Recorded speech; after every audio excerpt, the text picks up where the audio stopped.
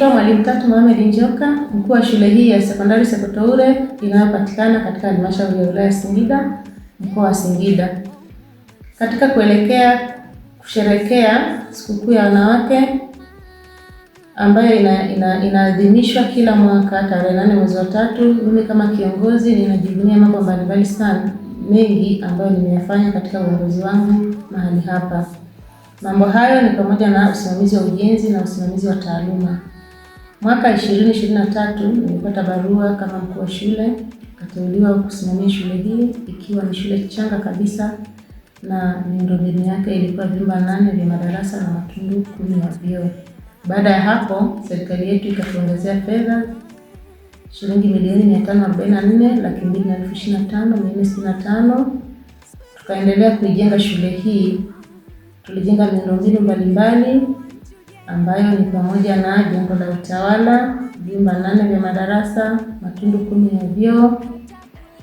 Tulifanikiwa kujenga jengo la tehama, maktaba na maabara 3, yaani maabara ya physics, chemistry na biology, pamoja na jengo la utawala. Miundombinu hii yote inatumika. Tunamshukuru Mungu alitusaidia tukafanikiwa kukamilisha kwa wakati. Katika mwaka wa fedha 2024-2025 serikali ilitupatia fedha kiasi cha shilingi milioni 408 kwa ajili ya ujenzi wa miundombinu kama ifuatayo. Tumefanikiwa kujenga mabweni 2, nyumba moja ya mwalimu 2-in-1, vyumba 2 vya madarasa pamoja na matundu 10 ya vyoo. Ujenzi huu ulilenga kupanua shule hii kuwa ya upili, yaani A level. Pia nishukuru serikali ya Jamhuri ya Muungano wa Tanzania inaendelea kutuwezesha miundombinu mbalimbali ya kisasa kabisa kama smart board, laptops, desktops, ambayo miundombinu hiyo imekuwa inasaidia walimu katika kufundishia na kujifunza kwa wanafunzi wetu. Kwa upande wa ufaulu, nimshukuru sana Mungu pamoja na walimu wangu, wameendelea kujituma kila kukicha.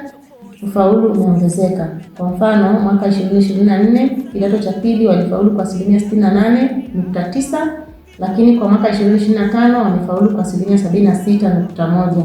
Hapo zimeongezeka kama 7. Pia kwa kidato cha 4 mwaka 2024 walifaulu 76.1, kwa mwaka huu wamefaulu 83.3. Tunashukuru sana.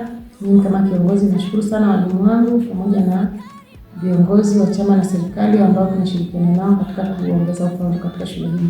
Ni matarajio yetu kwamba watoto hawa wataendelea kufanya vizuri mwaka hadi mwaka. Mwisho kabisa, nashukuru sana serikali ya Jamhuri ya Muungano wa Tanzania ikiongozwa na mama yetu Mama Samia Suluhu Hassan. Sisi tuko huko chini, lakini tunajua kazi anayoifanya na tunamuombea, na sisi tunajitahidi kufanya pale ambapo anatuelekeza ili tuweze kuendeleza nchi yetu. Nishukuru pia serikali kwa kutupatia fedha nyingi za kujenga miundombinu mbalimbali ambayo imewasaidia vijana ambao walikuwa wanatembea umbali mrefu kufuata huduma ya elimu, sasa wanapata elimu hii kwa karibu. Sisi kama wanawake tunajivunia kuwa na kiongozi mwanamke. Tunashukuru sana. Anakuwa mfano mzuri kwetu. Na sisi tunaiga jitihada anazozifanya yeye kama kiongozi wetu.